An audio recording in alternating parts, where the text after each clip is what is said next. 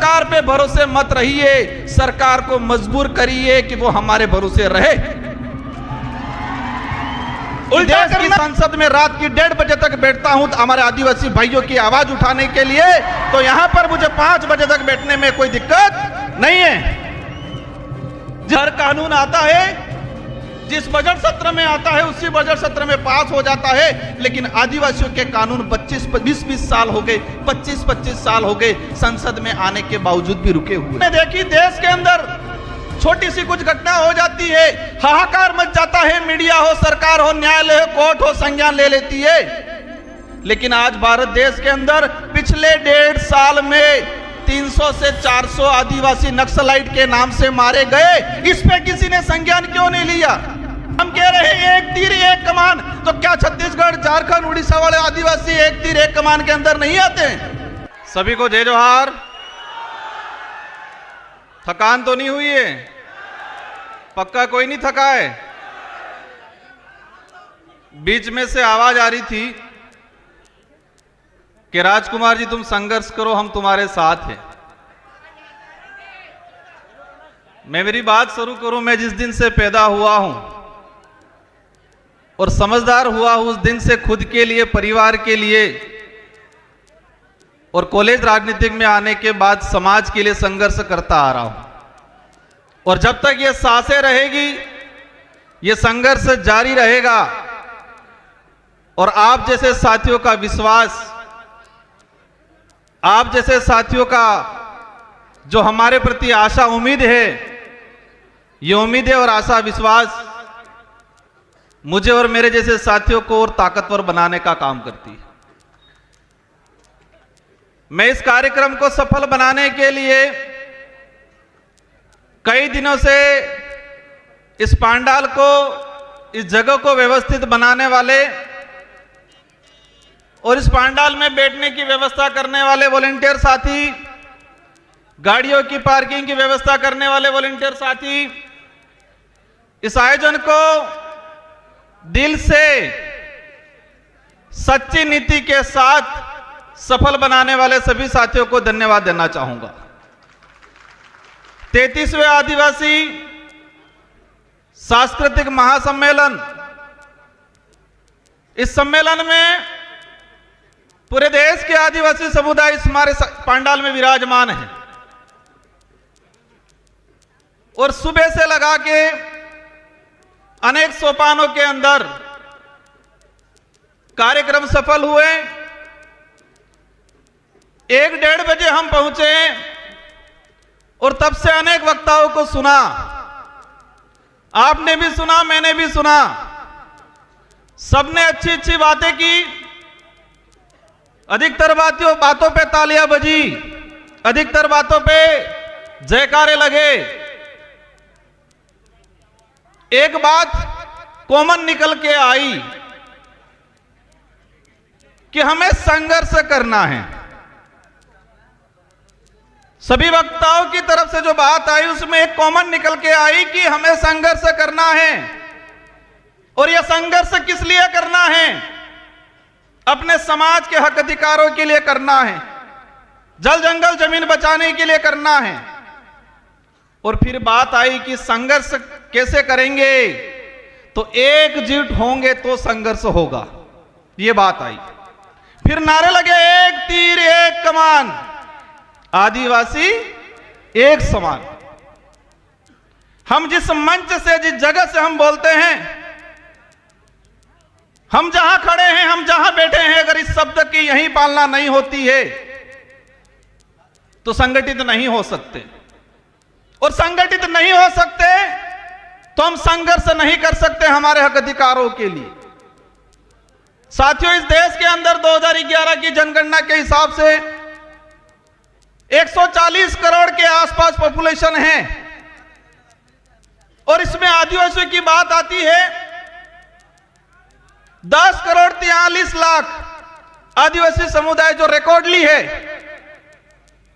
3 से 4 करोड़ आदिवासी अपने कागजी आदिवासी प्रमाण पत्र लेने के लिए संघर्ष कर रहा है देश में।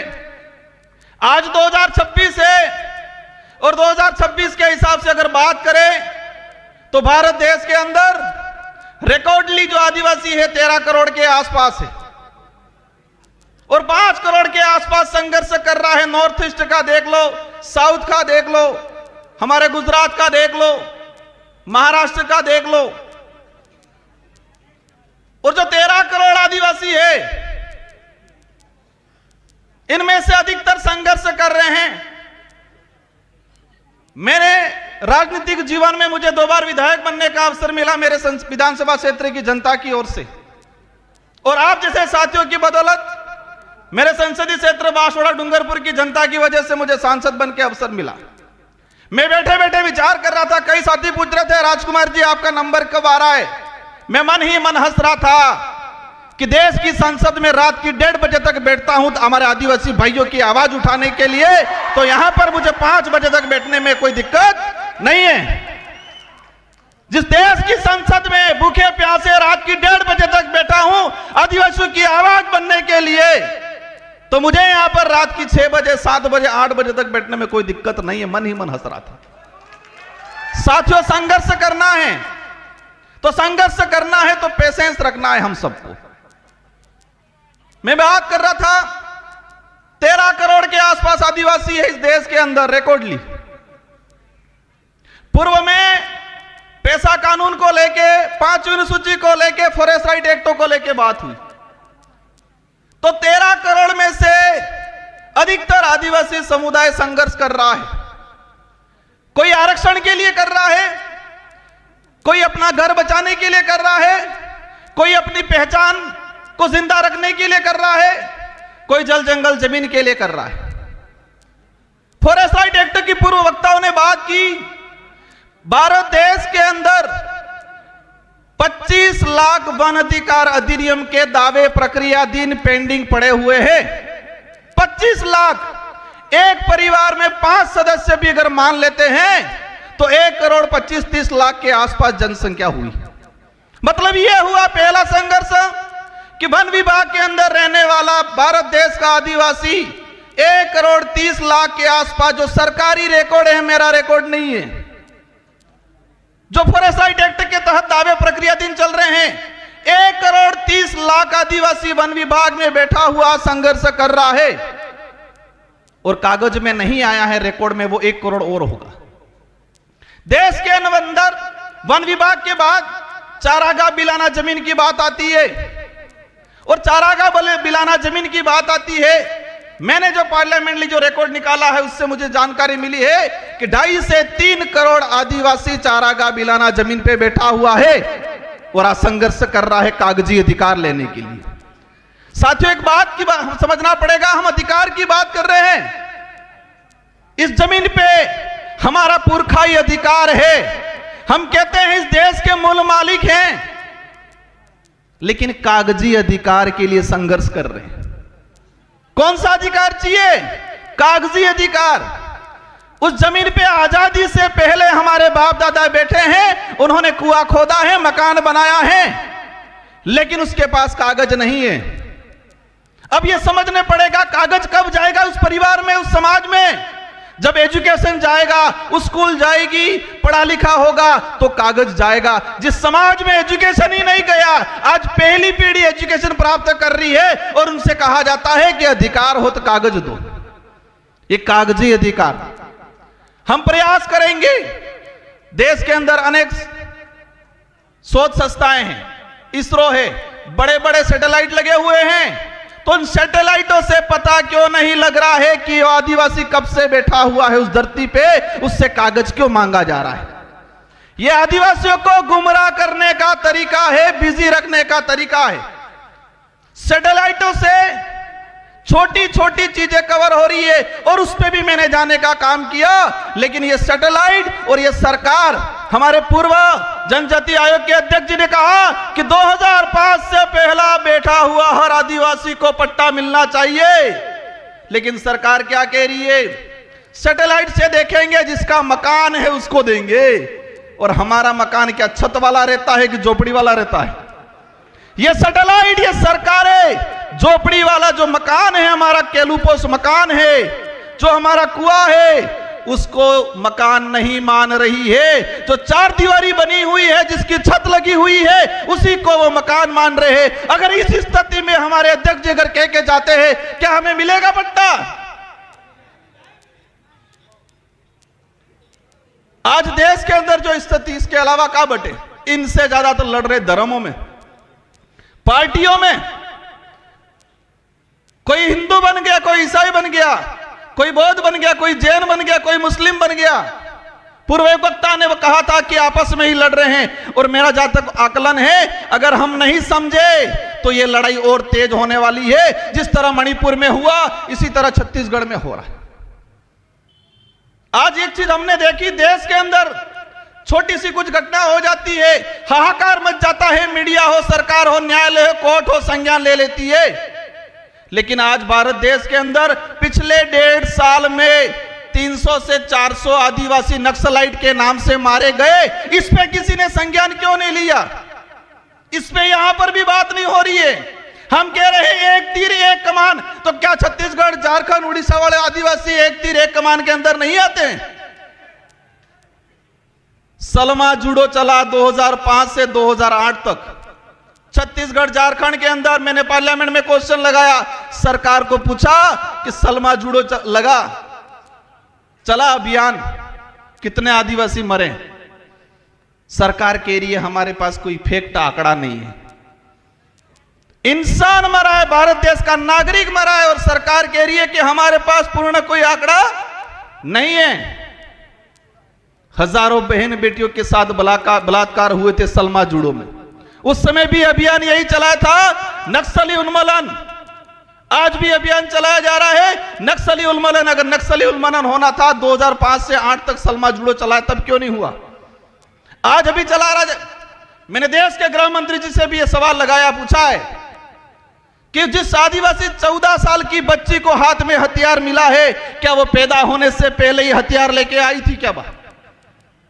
14 साल 15 साल की बच्ची, वो चाइना के हथियार हैं। आप सभी न्यूज चैनल में देख रहे होंगे, जो हथियार आदिवासियों से बराबर हो रहा है, क्या वो आदिवासी चाइना जाके हथियार लेने गया? उन आदिवासियों को हथियार पकड़ाने वाले कौन उद्योगपति है, कौन राजनेता है? जब तक इनका खुलासा नहीं होगा, आदिवासी इधर भी रहेगा, फौज में भी आदिवासी, उधर भी आदिवासी। मर कौन रहा है? आदिवासी मर रहा है। आदिवासी नहीं होती, देश का किसान कौम का, गरीब कौम का आदमी मर रहा है, वो भी फौज में कौन जाएगा? क्या उद्योगपति अडानी अंबानी का नेता बेटा जाएगा फौज में?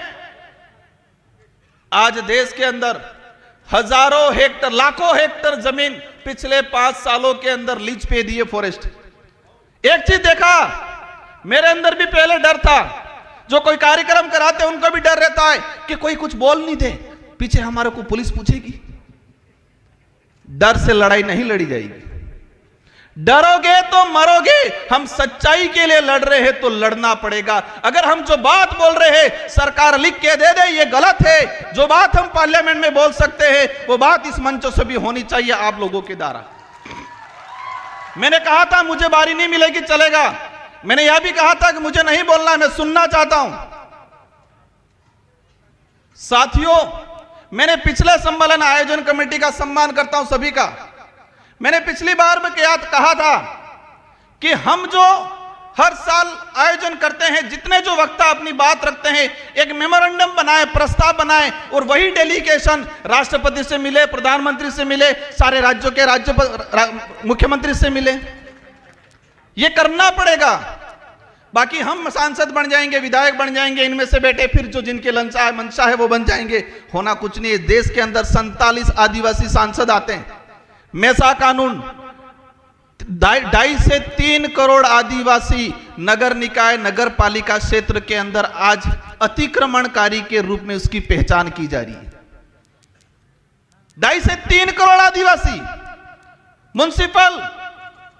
म्युनिसिपल एक्ट शेड्यूल्ड एरिया के अंदर स्पष्ट कहा गया है। और इसका मैंने पार्लियामेंट में 2001 से, साथियों एक बात जानना आज कि देश की संसद को भी देखा है, राजस्थान की विधानसभा को भी देखा है, लेकिन हर कानून आता है जिस बजट सत्र में आता है उसी बजट सत्र में पास हो जाता है, लेकिन आदिवासियों के कानून 20-20 साल हो गए, 25-25 साल हो गए संसद में आने के बावजूद भी रुके हुए।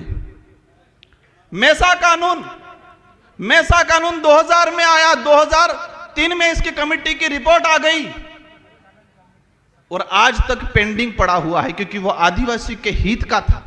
मेसा कानून आता तो शहरीकरण के इलाके में जो आदिवासी रह रहा है उसको विशेष राइट मिलते, उसकी जमीन रिजर्व हो जाती। मैं समझता हूं समय काफी हो गया है।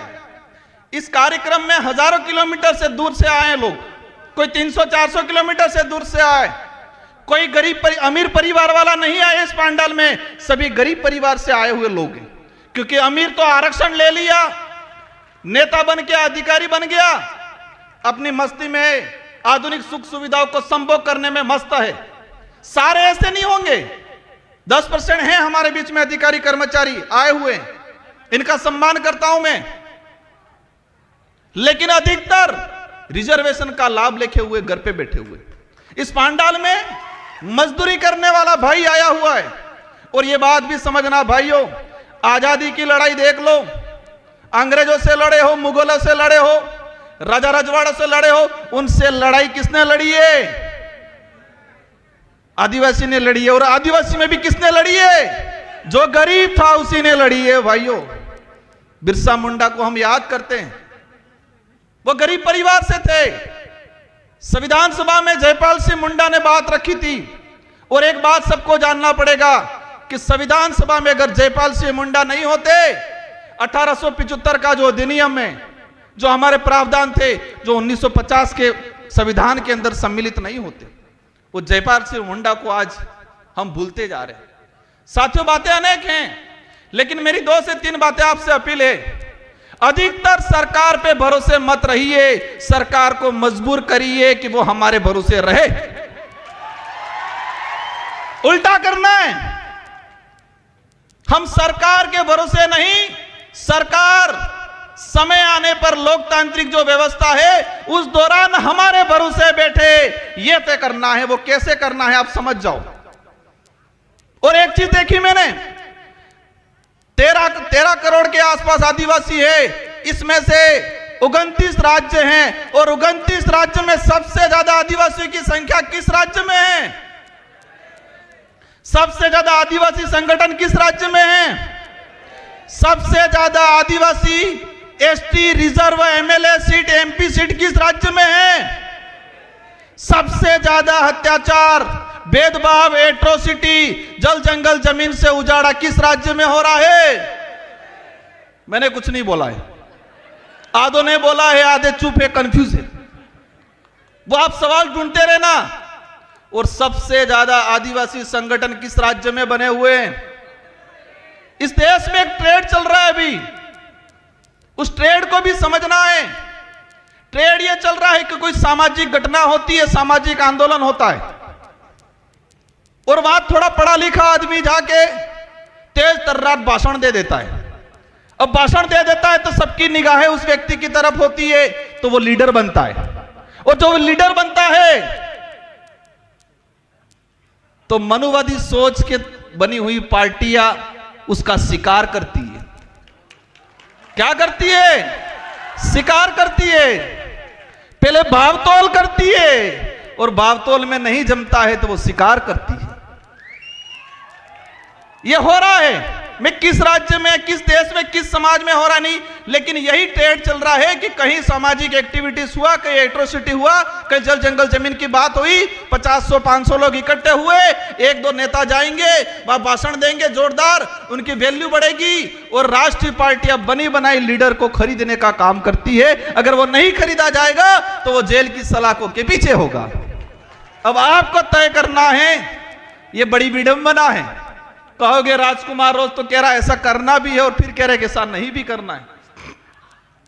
ये कंफ्यूजन है, ये बड़ी विडंबना है कि हमें सही व्यक्ति को, सही विचारधारा को कैसे चॉइस करना, ये आप पे छोड़ के जाना चाह रहा हूं। हमें विवेकशील बनना है, सोचने समझने की शक्ति डेवलप करनी है। यह बात जरूर है कि आदिवासी समुदाय बोला है, लेकिन इस समुदाय को कुछ लोग इस बोलेपन का फायदा उठाते हैं। और अंतिम में एक बात कहना चाहूंगा कि मेरे लिए तब सुनोगे आप, मेरा साथ तब दोगे, मैं सही नीति पे चलूंगा, सही बात के लिए लड़ूंगा, मेरी कथनी और करनी में अंतर आएगा, उस दिन राजकुमार रोध की भी नहीं सुनी जाएगी। देश के अनेक संगठन हैं, आदिवासी एकता परिषद पे पूरे देश के आदिवासियों की निगाहें हैं। इस पांडाल में लाखों लोग हैं, लेकिन करोड़ों लोग यूट्यूब के माध्यम से घर बैठे हुए आदिवासी एकता परिषद के कार्यक्रम को आज देख रहे हैं। वो हमारा अध्ययन कर रहे हैं। मेरा अनुरोध है, इस छवि को बरकरार रखना, यह कारवां बढ़ना चाहिए। हमें स्वच्छ सही नीति से इस संगठन को चलाना है। मैं एक आदिवासी समुदाय का एक मामूली आदमी होने के नाते मेरा हमेशा सहयोग रहेगा।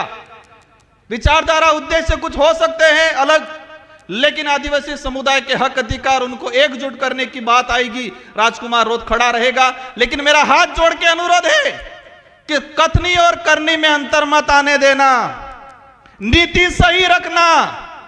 अगर नीति में मेरी और कथनी करनी में, मेरा उदाहरण ले लेता हूं, फर्क आ गया, समाज आज कारवा है, लेकिन नीति और करनी और कथनी में अंतर आ गया, पीछे कोई नहीं मिलेगा कुछ समय बाद। इस बात को ध्यान रखना सभी।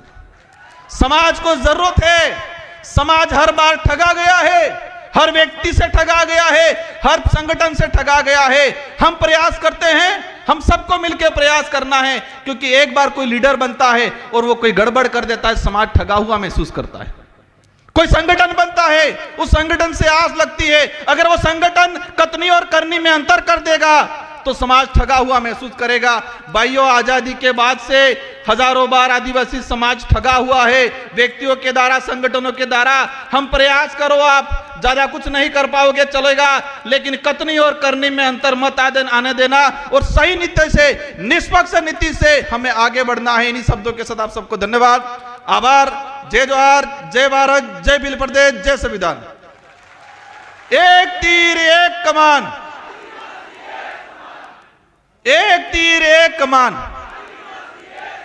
इस नारे की भावना है, उसको जिंदा रखना। जय जोहार।